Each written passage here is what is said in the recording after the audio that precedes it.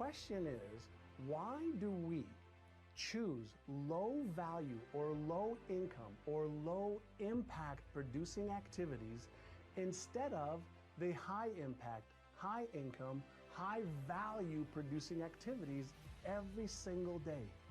Well, the answer is twofold. Number one, it's because we've gotten into the habit of doing the small, menial, unimportant things first, thinking that being busy is the same as being productive. That's number one. Number two, in most cases, procrastination is caused by insecurity.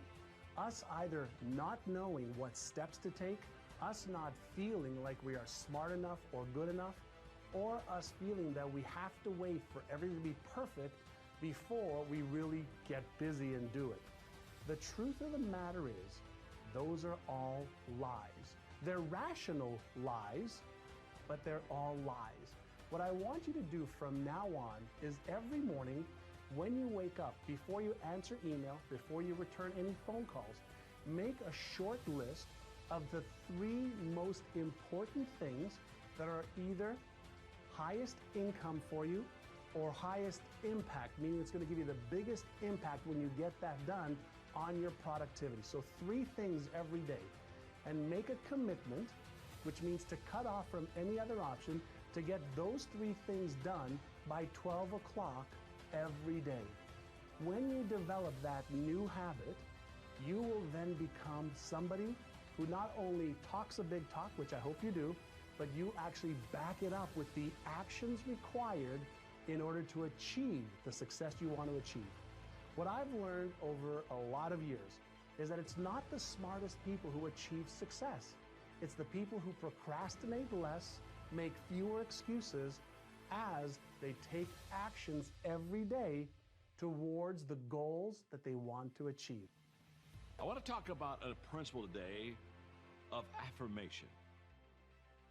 Because I believe that people do best in an encouraging, affirming environment. I just do. Very seldom I've ever had a person say, let me tell you really how I achieved great success. I just was in a constant negative environment.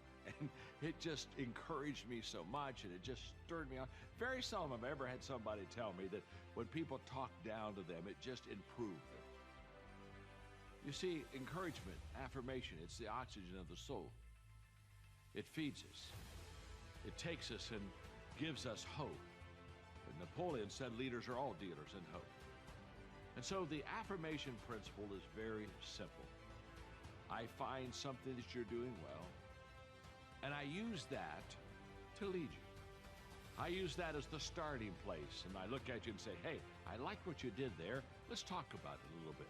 Let's even talk about maybe how next time you can do it better.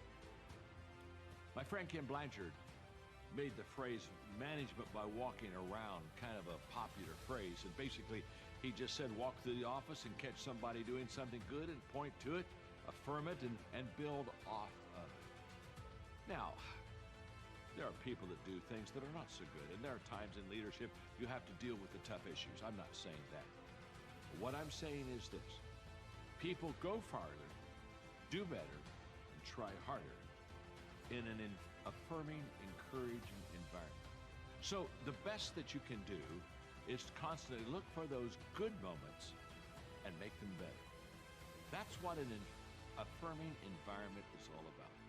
Looking for the good moments, making them better. Trust me, you do that a few times, and people will want you to walk around. They'll want you to catch them in their good moments, because they know that's where they'll get encouraged and that's where they'll get affirmed. Every day, work for 5 hours, the 5 great hours concept, and then pull back and have fun, rest, renew. And then every week, take a weekend off. Every month, try to take a week off. Every year, try to take two months off. And the interesting thing is, number 1, rest is the elite performer's secret weapon. Number 2, this is so important. If you want to get more done, take more time off.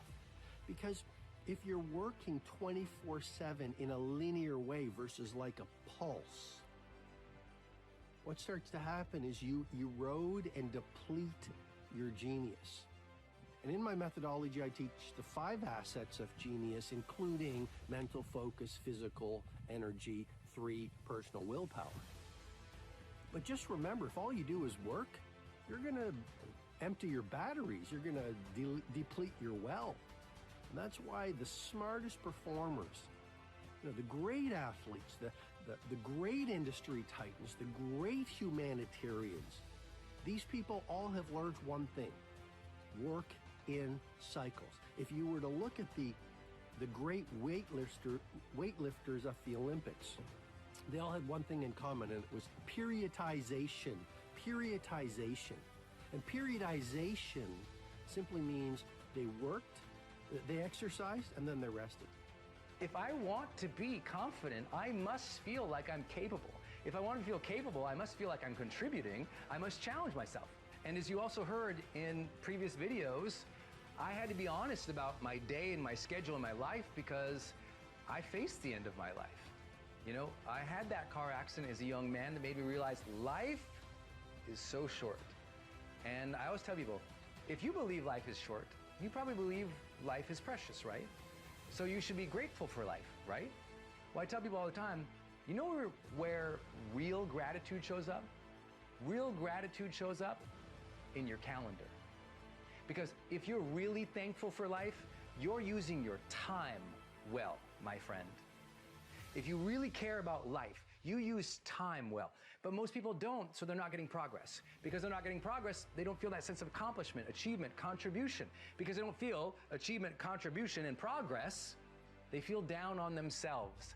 They feel less worthy, less capable, and they trust in themselves and their future less because they're not making it happen. Confidence is not only your belief in your ability to figure things out.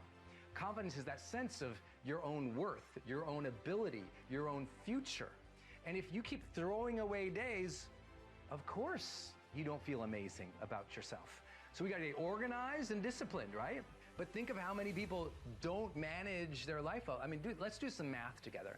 Today, do you think maybe this morning, let's say before noon, you lost like 20 minutes of focus or productivity somewhere? Maybe you did something that wasn't really developing yourself, or wasn't something that needed to be creative, and you got distracted on some social media thing, or maybe you weren't paying attention and you lost some time. Well, let's do some math. 20 minutes lost just in any given morning over the course of 7 days, well, that's 140 minutes, isn't it? 140 minutes is almost 2.5 hours. Well, over the course of 4 weeks, that's over 8 hours lost. Meaning you lost an entire 8-hour workday every month by just losing, 20 minutes in the morning. But most people, they're losing more than that. Maybe they lose an hour in the morning. And if they lose an hour in the morning, that means they lost 4 work days per year. Per month. 4 work days per month. Think about that. So people say, I don't have time or something. No, it's like when we don't use our time well, we're stealing from our own confidence. When we don't use our time well, we're stealing from our ability to serve. When we don't use our time well, we're not going to make that dent in the universe, change the world, to make more money for your family.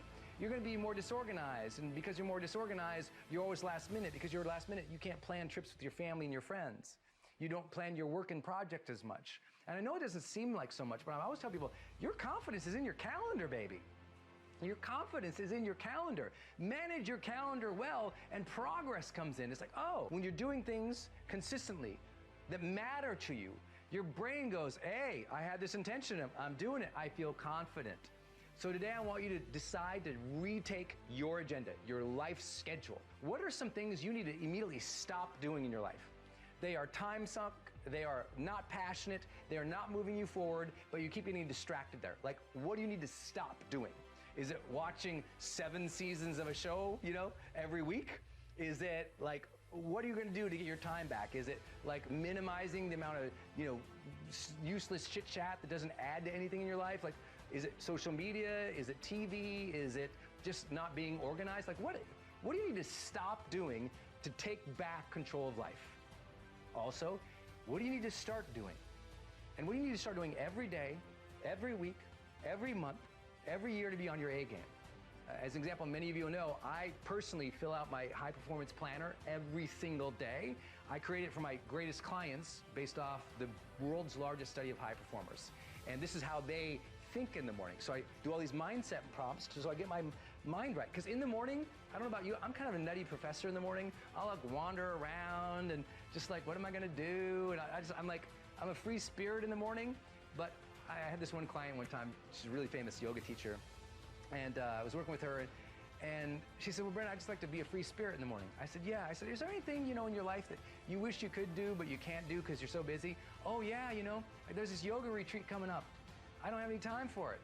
I said, oh, poor free spirit. Don't have time for a yoga retreat? Well, maybe you would have time for a yoga retreat if you organize yourself a little bit in the morning. Because see, discipline buys you freedom to do what you want. So confidence is in the calendar. Like, take back your life and get a little more organized, and you have more free time. Get a little more organized, you serve better. Serve better, make more money. Like, these things all add together. I know you know that.